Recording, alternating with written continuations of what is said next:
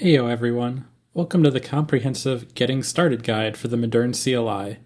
I'm excited to show you how this powerful command line tool enables you to perform deep analysis and complete bulk transformations across all of your repositories.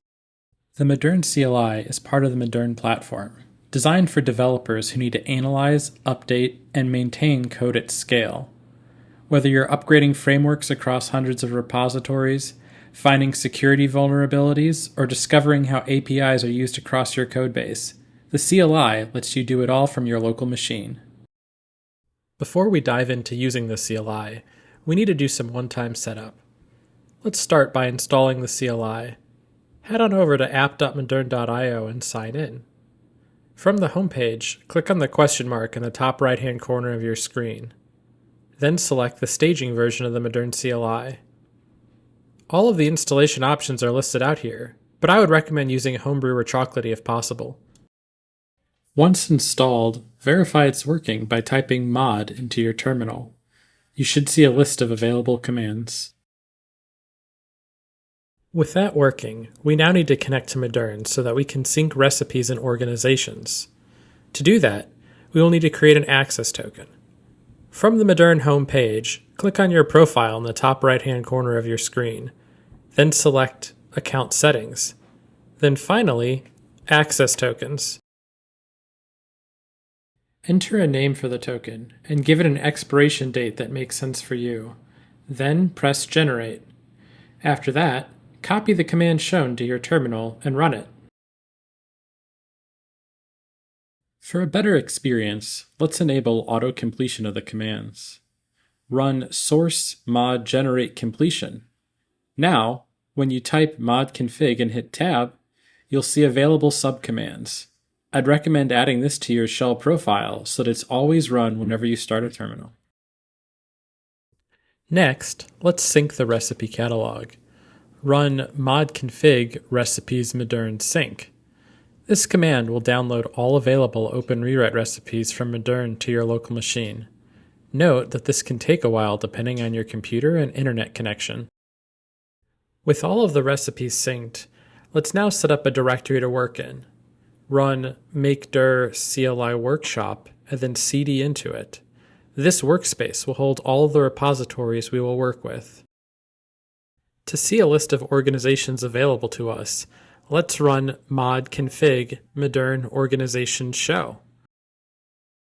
For the purposes of this workshop, let's work with the Netflix plus Spring organization, as that contains a diverse group of open source repositories we can work with and also demonstrates multiple organizational levels. To sync the Netflix plus Spring organization to our machine, run mod git sync moderne organization equals Netflix plus Spring with sources. This will download both the LSTs for these repositories and the source code to our machines. Let's take a look at the directory structure. Notice how the CLI creates a folder structure that matches the organization itself. In our case, the Netflix plus Spring organization has two sub-organizations. Each of those have their own sub-organizations. This hierarchy lets you run operations on entire teams or specific subgroups just by changing directories.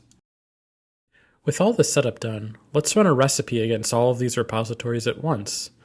We'll run the dependency vulnerability check recipe to check for security issues in these repositories.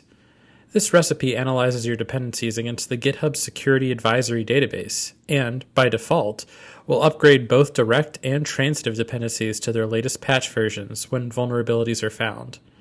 It also produces a detailed vulnerability report data table that you can use to track and prioritize security issues across your codebase. Now that the recipe is finished running, let's take a look at the results. I can see this repository had some changes in it. We can command plus click on this fixed results link to see a diff of the changes. From here, we can easily review the changes before we commit anything. Beyond code changes, recipes also produce data tables.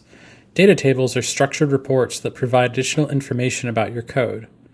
Let's run the mod study command suggested by the recipe to get detailed information about what vulnerabilities are present in our code. We can see that this command produced data tables for each organization. Let's open up one and take a look at it. This data table contains everything you need to know to see patterns, prioritize work, or track progress over time. Note that every data table also includes information about what organization each repository falls in. Now, let's jump back to the code. We'll want to apply and commit the changes the recipe made so that our repositories can be more secure. The first step of this is creating a branch in each repository that we can apply the changes to. To do this, we'll run the mod git checkout command and specify a branch name that all repositories should have.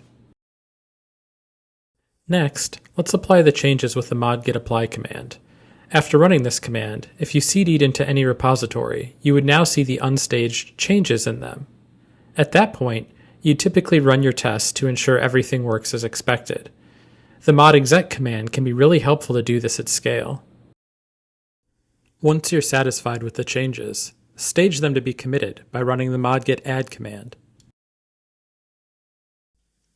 After that, let's commit the changes by running the mod git commit command. Make sure to give it a descriptive commit message. From there, we could push the changes by running mod git push. Or, if you have the GitHub CLI installed, you could create pull requests by combining mod exec with the GitHub command line. That being said, as these are open source repositories we don't own, let's refrain from doing either of these commands. Now, let's take a look at another key feature in the Moderne CLI, the ability to generate Moderne DevCenters. DevCenters give you a bird's eye view of your entire codebase. To generate one, we first need to run a recipe and then run the DevCenter command. Start by running the io.moderne.devcenter.devcenter starter recipe. Next, let's generate the DevCenter from the recipe results by running the mod DevCenter command. One thing worth calling out is that you get a separate dashboard for each organization level. This means each team can see their own metrics, while leadership can easily see the aggregate view. Let's open a generated HTML file to see what a DevCenter looks like. You can see that it shows key details about the organization, migration priorities, and security issues that need attention. So far, we've only looked at running recipes on existing organizations from Moderne. However, you can create your own custom grouping of repositories by creating a simple repos.csv file. This is especially useful when you want to work with a specific subset of repositories that might span multiple teams, or you want to create a custom organizational structure for a particular initiative. To use your custom grouping, run the mod git sync CSV command. The CLI will create your custom hierarchy, and you can run recipes scoped to exactly the repositories you care about. This flexibility lets you organize work around initiatives rather than just team boundaries. You've now seen how the Moderne CLI can be used to run complex transformations across entire organizations.